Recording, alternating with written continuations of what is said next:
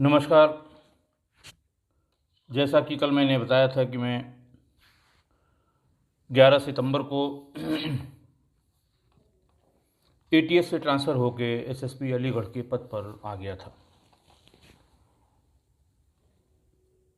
महीने 2 महीने वहाँ ये समझने में कि कौन कहाँ पर है, थानों की क्या पोजीशन है, क्राइम की क्या रेट है, कहाँ कौन सा क्राइम ज़्यादा होता है, देहात में किस तरह का क्राइम है, शहर में किस तरह का क्राइम है। थाने सब विज़िट करने होते हैं 1 महीने के भीतर, क्योंकि इस संबंध में आख्या भेजनी होती है अपने immediate supervisory officer DIG range और आईजी जोन को। दिन में सुनवाई करनी होती है, जो आज भी वैसे ही जन सुनवाई का समय होता है 10 बजे से 12 बजे तक। दिसंबर में किसी समय, मुझे एग्जैक्ट डेट याद नहीं है, एक महिला मेरे कार्यालय में आई और वहाँ आकर उसने ये बताया कि साहब, मेरा लड़का पिछले 3 साल से गायब है और साथ में एक लड़की भी उसके गायब थी, जो हम लोग फरीदाबाद में पड़ोस में ही रहते थे। मुझे पता लगा है कि वो लड़की वापस आ गई है और थाने पर उसको लाया गया था, उसका बयान हुआ है। तो मेरी भी मुलाकात उस लड़की से करा दी जाए, मैं पूछूं मेरा बेटा कहाँ है, क्योंकि मेरे बेटे के ख़िलाफ़ यहीं अलीगढ़ में लड़की भगा ले जाने का एक मुकदमा कायम है। जब भी मैं अपने बेटे के बारे में थाने पर या फरीदाबाद में बहुत चक्कर मैंने लगाए थानों के, ये बता दिया जाता है कि आपका लड़का अभियुक्त है, किसी लड़की को लेके भागा है, इसलिए आप पेशबंदी में उसकी मिसिंग या एक मुकदमा आप लिखाना चाहती हैं।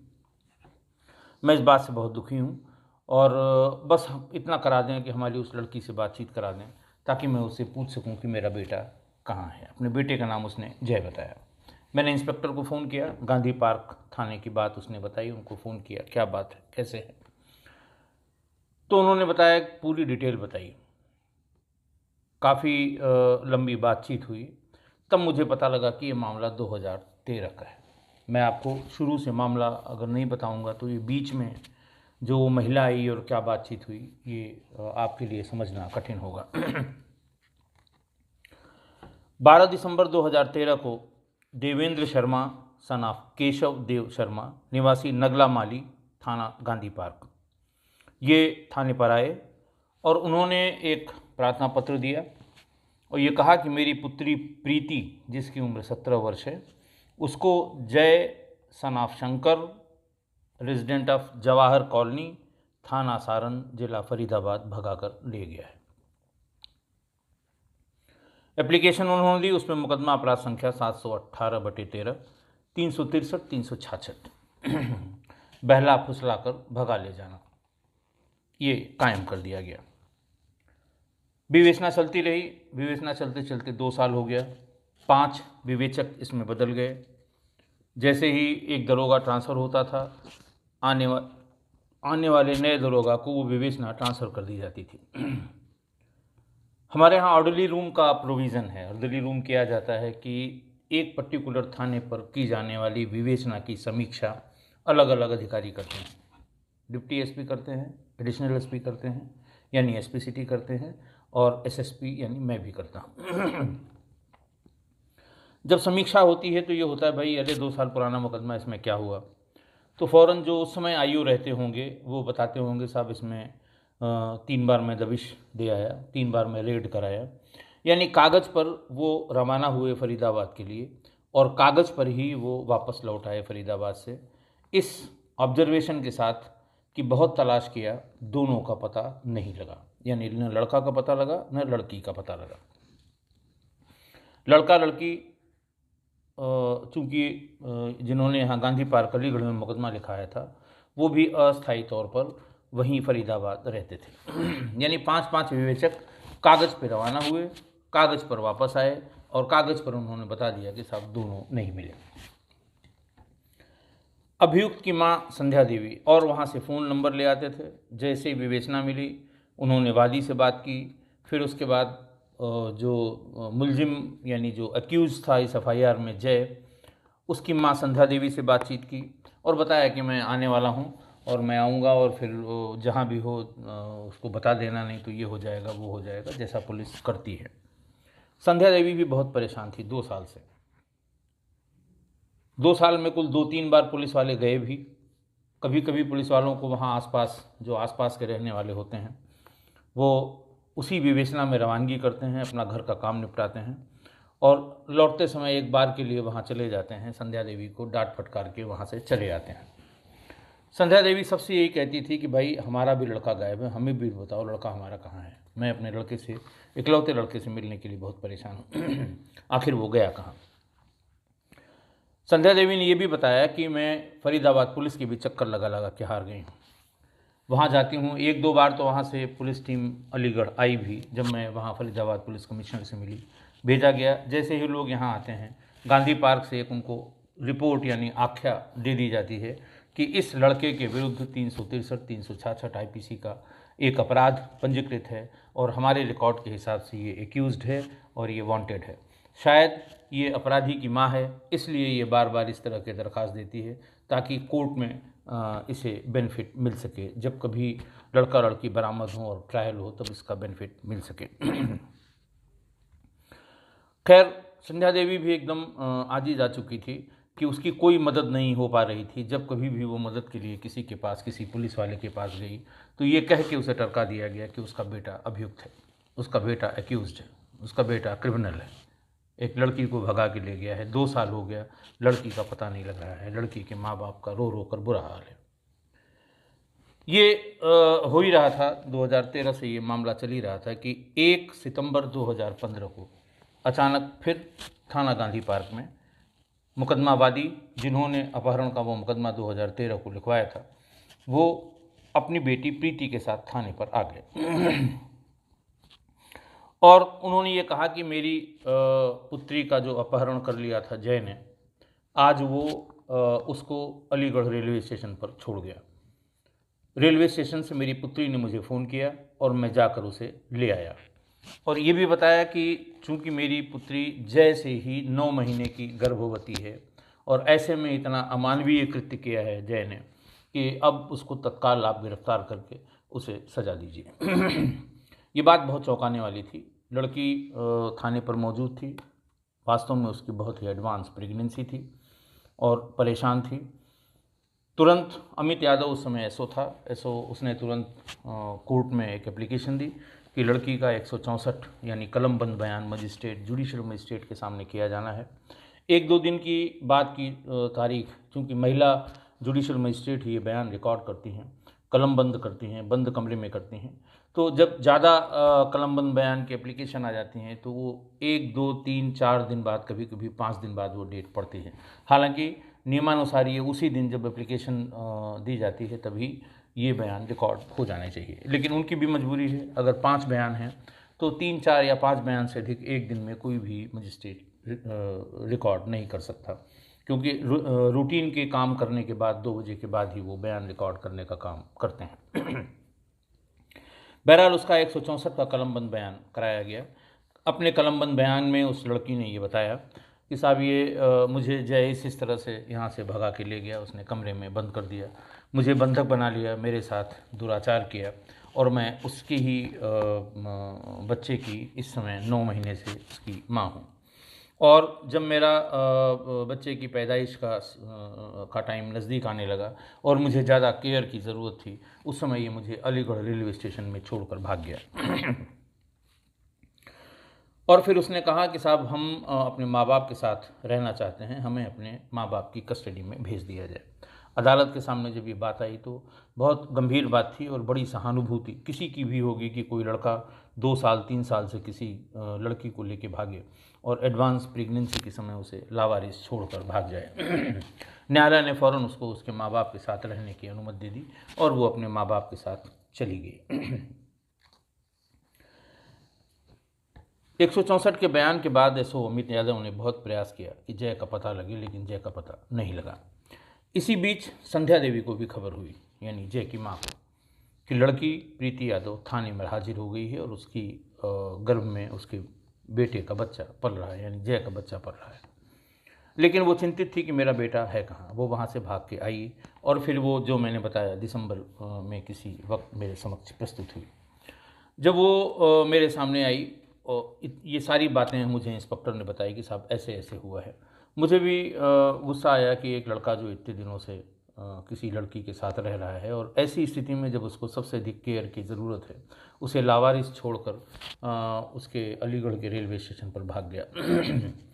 लेकिन फिर भी उसकी माँ की जो बात थी वो जेन्युइन लग रही थी कि साहब हम भी 2.5 साल से भटक रहे हैं, हम बहुत परेशान हैं। ठीक है, हमारा लड़का मुल्जिम है, हम एक बार उसकी शक्ल देख लें, आप जेल भेज दीजिए, हमें भी तो पता लगे। न उसका 2 साल से कोई फ़ोन आया, न उसके किसी मित्र का फ़ोन आया, न उसका कोई पता लगा, बल्कि पुलिस रोज़ रोज़ आके तंग भी करती है कि लड़का तुम्हारा कहाँ है। मैंने वहीं क्राइम ब्रांच के लोगों को बुलवाया। भीड़ रहती है, आप जानते हैं, सुबह सुबह जब एसपी या डीएम अपने कार्यालय में होते हैं तो जो परेशान लोग हैं, जो प्रार्थी लोग हैं, अपनी अपनी एप्लीकेशन के साथ रहते हैं। उसी समय उनको बुलवाया, इंस्पेक्टर से बात की कि भाई जब वो अलीगढ़ वही छोड़ने आया था जय, तो नेचुरली उस समय जिस समय उसकी अलीगढ़ लोकेशन थी उस समय वो वहाँ आया होगा और चूंकि वो इनको लेके गया था तो इनके फ़ोन पे उसकी कॉल भी आती रही होगी, तो उसका फ़ोन नंबर मिल जाना चाहिए। या इस लड़की की लोकेशन देखिए कि पिछले 6 महीने ये कहाँ कहाँ रही है, वहाँ टीम भेजिए, पूछताछ करिए कि ये जिस घर में रही है जय इस समय वहाँ है कि नहीं है, या वहाँ से फिर कहीं उसने बदल लिया। तो कम से कम लड़की की लोकेशन से, और लड़की जैसा उसने अदालत में बयान दिया है 164 में कि मैं जय मुझे बंधक बना कर रखता था और मेरे साथ उसने ऐसा ऐसा किया, तो नेचुरली दोनों एक जगह एक साथ रहे होंगे। और कम से कम अभी से लेके और 10 महीने तक की सीडीआर अगर आप निकालेंगे तो कहीं ना कहीं उसकी भी लोकेशन वहीं मिलेगी जहाँ पे ये रह रहा होगा। बात इंस्पेक्टर की भी समझ में आई। क्राइम ब्रांच को बुलाया गया, क्राइम ब्रांच से कहा गया कि भाई आप जिस भी हालत में हो इसका बेटा भी मिलना चाहिए। वो आरोपी है, एक्यूज्ड है, लेकिन मिलना चाहिए। खैर, इंस्पेक्टर ने क्राइम ब्रांच को बताया कि किस तरह से आप इसका ये सीडीआर निकालने के लिए कहा गया है। सीडीआर उसकी निकाली गई। सीडीआर में जिस नंबर से उसने, जिस मोबाइल नंबर से स्टेशन से अपने फादर को फ़ोन किया, यानी जो रिकॉर्ड शो कर रहा था, ये बताया उन्होंने कि साहब ये नया सिम था और 3 दिन पहले ही लिया गया था और वो अब इस समय इसी के पास है। लड़की चूँकि वहाँ से जा चुकी थी और जो उसके वादी थे वो ये कह रहे साहब कि मैं डर के मारे, चूँकि उसकी माँ यहाँ घूम रही है, मैंने डर के मारे लड़की को किसी रिश्तेदारी में भेज दिया है, उससे बात करना अभी संभव नहीं है। देवेंद्र को बुलाया गया, यानी लड़की के बाप को, कि आप आइए। देवेंद्र का भी सीडीआर निकाला गया। जब ये कहा गया था कि एक तो लड़की की लोकेशन देखिए, पिछले 9-10 महीने में कहाँ रही है, और दूसरे इनकी कब कब बात हुई है। देवेंद्र ने चूँकि अपने फ़ोन से देवेंद्र के फ़ोन पर लड़की का फ़ोन आया था, तो देवेंद्र का नंबर भी पुलिस के पास था, उसने सीडीआर निकाली। सीडीआर में पुलिस ने ये पाया, क्राइम ब्रांच ने ये पाया कि पिछले 6-7 महीने से एक नंबर पे बहुत ज़्यादा बात होती है, दिन में, रात में, सुबह शाम, इस तरह से बात होती रहती है। और उस नंबर का लोकेशन हाथरस में, शाहाबाद थाने में करमहरा गांव है, वहाँ पर मिलती है। तो ये हुआ कि ये नंबर किसका है, लेकिन ये नंबर अगर देवेंद्र के नंबर से डायल हो रहा है, रिसीव हो रहा है, तो देवेंद्र ही बता सकता है। देवेंद्र को बुलाया गया, उससे पूछा गया ये नंबर किसका है। वो नंबर देखते ही देवेंद्र चौंक गए, उनका चेहरा भी अलग अलग हाव भाव देने लगा। समझने में दिक्कत नहीं हुई जरा सी भी पूछताछ करने वाले को, क्राइम ब्रांच के लोगों को और हमारे विशेषज्ञ पूछताछ करने वालों को, कि मामला कहीं इसी नंबर में गड़बड़ है। थोड़ी बहुत पूछताछ शुरू हुई तो वो तरह तरह की बातें, जिसे कहते हैं कि अंग्रेज़ी पढ़ाने लगा, अंग्रेज़ी बोलने लगा। खैर फिर थोड़ी देर बाद पूछताछ शुरू हुई, अच्छी वाली। बहुत ज़्यादा नहीं झेल पाया, थोड़ी देर में उसने बताना शुरू किया।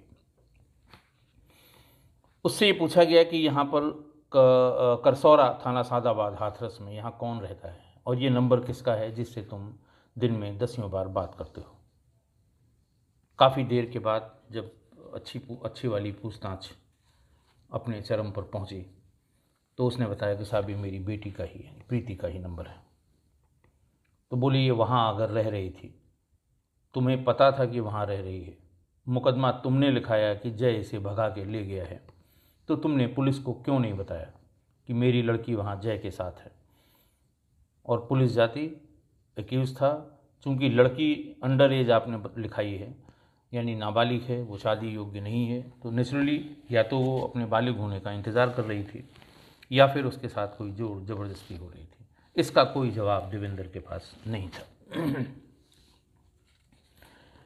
जब देवेंद्र ने बताया कि मेरी ये बेटी का फ़ोन है, तभी डाउट होने लगा और उसके बाद फिर बाकी सवालों का कोई जवाब नहीं दिया कि पुलिस को क्यों नहीं बताया, वहाँ किसका है घर, वहाँ क्यों रह रही है, 4-5 महीने से आप उससे लगातार बात कर रहे हैं, क्या वजह है, इन किसी सवालों का जवाब वो नहीं दे पाया। फिर थोड़ी सी और अच्छी वाली पूछताछ शुरू की गई। उसके बाद उसने जो बातें बताईं बहुत गंभीर थी, बहुत चौंकाने वाली थी, बहुत आँख खोलने वाली थी।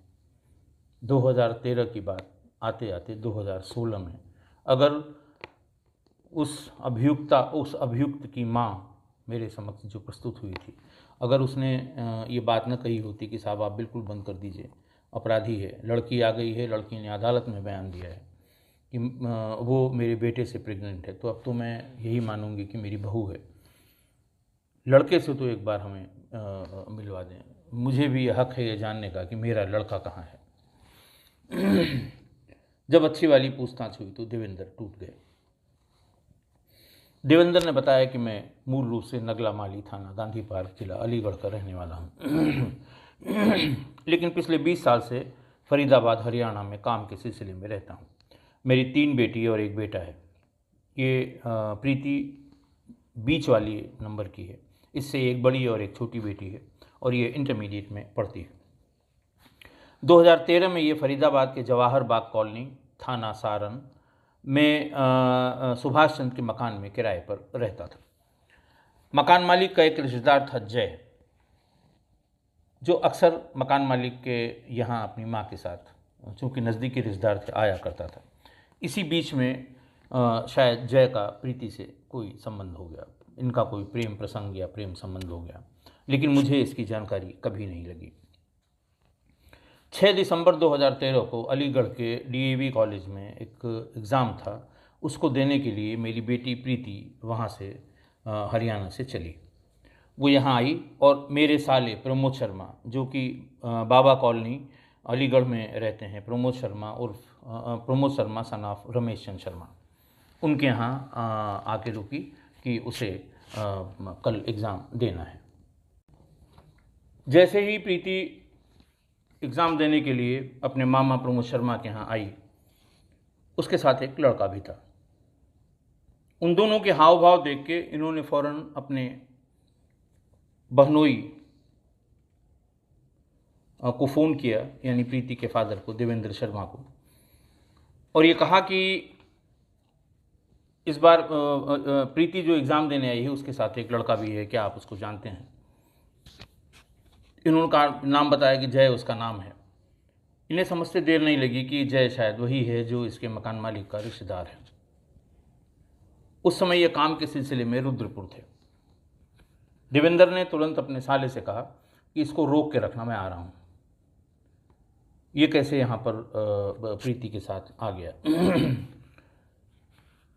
लड़की के फादर वहाँ से भाग के सीधे पहुँचे अलीगढ़, अपने ससुराल, अपने साले के पास। तब तक एग्ज़ाम दे के ये लोग आ गए थे और जय को वहाँ उन्होंने जय जब जाने को तैयार हुआ कि बस का टाइम हो रहा है, उसको रोक लिया। थोड़ी देर में ही देवेंद्र वहाँ आ गए। देवेंद्र और प्रमोद, इन दोनों ने जय को पहले धमकाया और फिर ये बताया कि तुम कैसे आ गए यहाँ पर, क्या हुआ, घर में बता के आए हो कि नहीं आए हो। जब उसने ये बताया कि नहीं साहब, घर में मैं कैसे बता के आऊँगा, घर में बताऊँगा तो माँ कभी आने नहीं देगी, तो किसी को पता नहीं है, सबको यही पता है कि मैं कहीं बाज़ार में गया हूँ घूमने के लिए, मैं कल पहुँच जाऊँगा, उसको बता दूँगा कि मैं इस तरह से दोस्त के यहाँ चला गया था फरीदाबाद में, कोई जगह बता दूँगा। इनकी ये समझ में आ गया कि किसी को अभी पता है नहीं कि ये अलीगढ़ आया है। वहाँ से इन लोगों ने इशारे इशारे में बात की और ये कहा कि अच्छा ठीक है, अगर ऐसी बात है तो चलो हम तुमको छोड़ देते हैं बस स्टैंड पे, तुम बस स्टैंड से अपने घर चले जाना। वहाँ से ये पैदल ही चल दिए प्रमोद यानी प्रीति का मामा, जय यानी वो लड़का, और देवेंद्र शर्मा यानी प्रीति के बाप। ये तीनों पैदल ही पैदल चल दिए।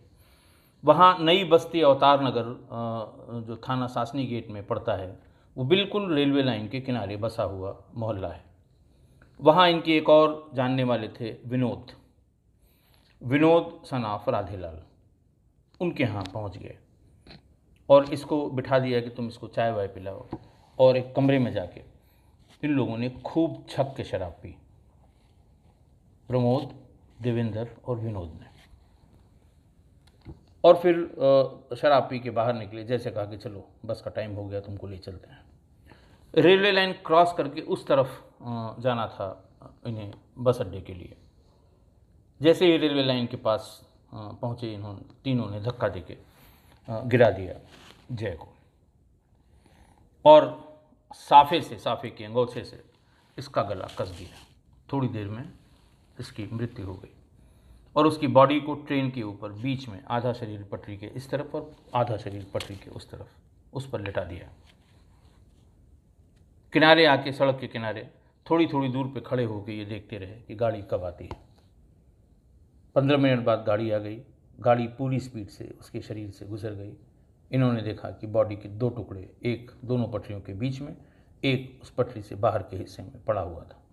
ये वहाँ से चले आए और देवेंद्र शर्मा उसी दिन अपने घर फिरोज़ाबाद के लिए रवाना हो गए। 3 दिन बाद इसकी माँ, जय की माँ, उनके पास आई कि प्रीति कहाँ है। तो उसने कहा नहीं, मुझे नहीं पता प्रीति कहाँ है। बोले क्यों? अगर जय भी नहीं है और तुम्हें ये पता नहीं कि प्रीति कहाँ है। बहरहाल उसने कुछ गुस्से में जो भी बात कही हो, इससे काफ़ी बात की। फिर कुछ अपने रिश्तेदारों के साथ आके बात की। तो इसने झल्ला के कहा कि भाई मेरी लड़की भी तो नहीं मिल रही है, मैं भी तो उसको ढूंढ रहा हूँ। तो उसने कहा तुम बिल्कुल नहीं ढूंढ रहे हो, तुम, मैं देख रहा हूँ 3 दिन से घर के भीतर हो। इसकी बात कुछ समझ में आई कि अगर इस तरह से हम कोई कार्रवाई नहीं करेंगे तो लोग मेरे ऊपर शक करेंगे। ये फ़ौरन भाग के वहाँ से अलीगढ़ आया।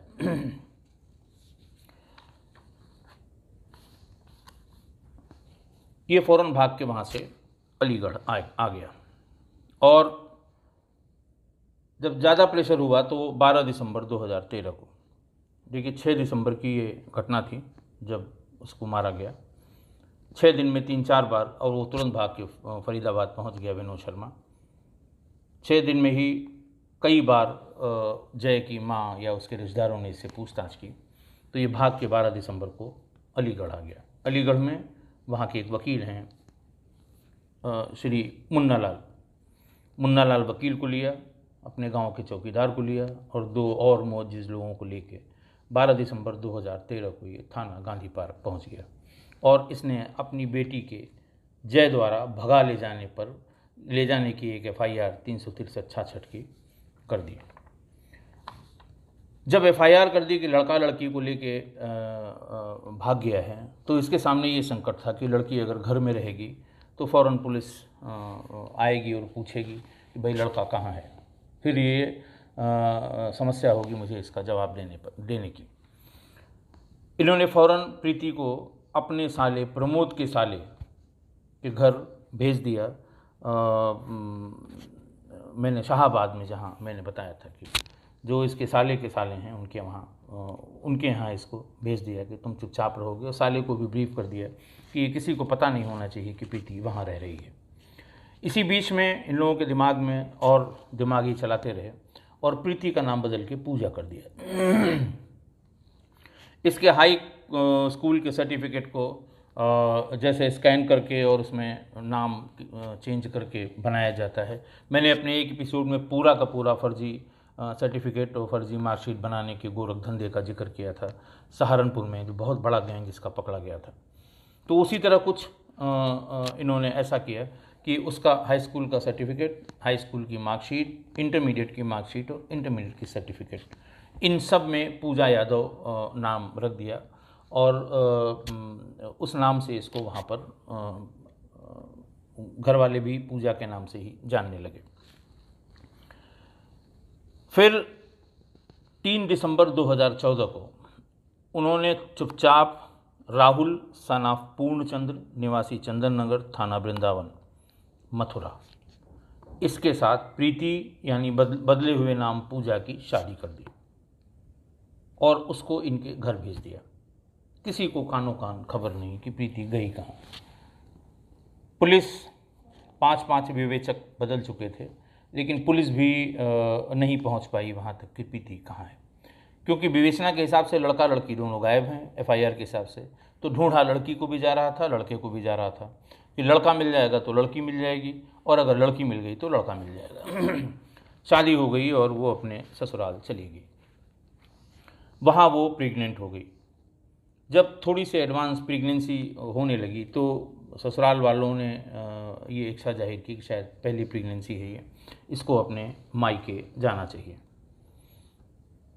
तो फिर इन लोगों ने फ़ौरन उसको सादाबाद उसके घर भेज दिया जहाँ वो रह रही थी।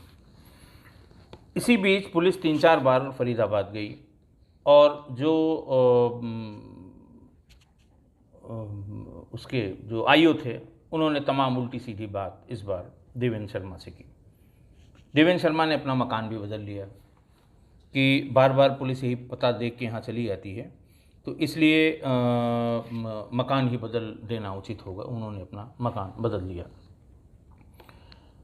जब उन्होंने अपना मकान बदल दिया और फिर ढूंढ के अगली बार आईओ वहाँ पहुँच गया और उसने फिर कहा कि मैं समझ रहा हूँ तुम क्यों मकान बदल रहे हो, तुम बता दो नहीं तो ये हो जाएगा वो हो जाएगा। ये घबरा गए। इन्होंने फिर अपने वकील मुन्ना लाल से संपर्क किया और बताया कि कुछ ज़्यादा पुलिस तंग कर रही है और उनको ये ऐसा एहसास होता है देवेंद्र को कि शायद पुलिस को कुछ शक हो रहा है। मुन्ना लाल ने उसको राय दी कि लड़की को फ़ौरन लाओ, थाने पर पेश करो, थाने पर ये बताओ कि वो लड़का इसको स्टेशन छोड़ के चला गया है और ये उसी से प्रेग्नेंट है, क्योंकि न वो मिलेगा न डीएनए किसी से मैच करेगा, इसलिए ये बात कभी साबित नहीं हो पाएगी कि ये प्रेगनेंसी किससे है। खैर, जो वकील ने राय दी, ये घबराए हुए थे, वो सीधे उन्होंने यही काम किया और उसको वहाँ ले जाकर प्रस्तुत करा दिया, जो मैंने आपको बताया था 1 सितंबर 2015 को।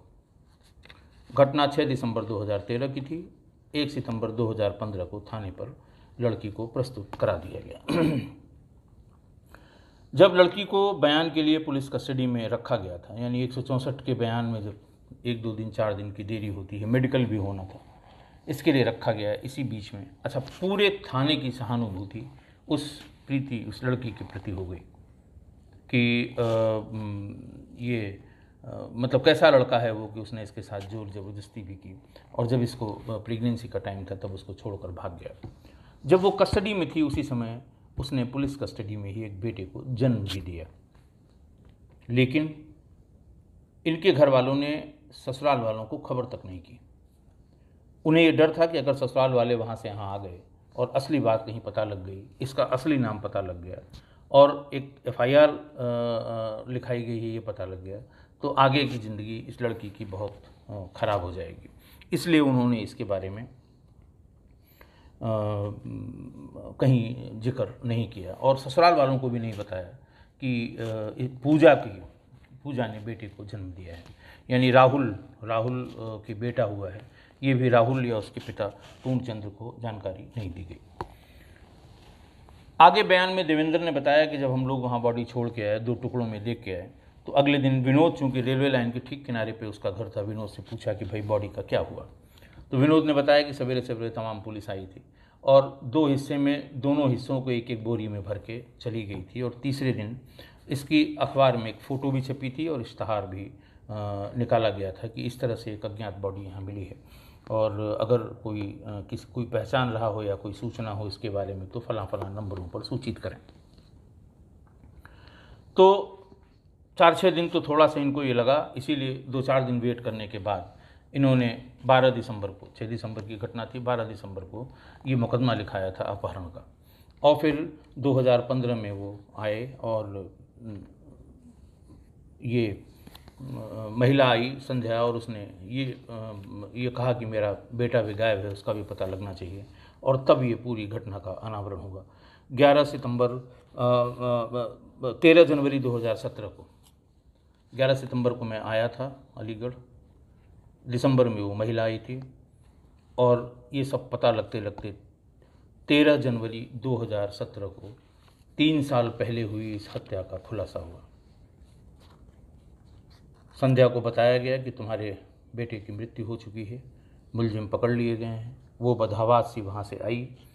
वो संध्या देवी, गुड्डू चौधरी और उनके साथ एक और रिश्तेदार यहाँ पर आए। थाने पर 2013 के उस अज्ञात, जिसको सुसाइड मान के पुलिस ने सब खत्म कर दिया था, उसकी विवेचना समाप्त हो गई थी, उसका पंचनामा निकाला गया, उसकी पोस्टमार्टम रिपोर्ट निकाली गई, उसके कपड़े निकाले गए। वो पोटली बांध के पोस्टमार्टम हाउस से थाने को भेज दिए जाते हैं। वो कपड़ा निकाला गया और उसकी फ़ोटोग्राफ निकाली गई, और माँ ने जब वो कपड़े, वो फ़ोटोग्राफ और वो बाकी चीज़ें देखी तो उसे समझने में 1 मिनट भी देर नहीं लगी कि ये उसका बेटा था, जो एक प्रेम प्रसंग में अपनी जान गंवा बैठा। आज के लिए इतना ही। कल फिर एक और क्राइम के एक प्रकरण जो मेरी वहाँ तैनाती के दरमियान हुआ था, उसके साथ उपस्थित होऊंगा। बहुत बहुत धन्यवाद।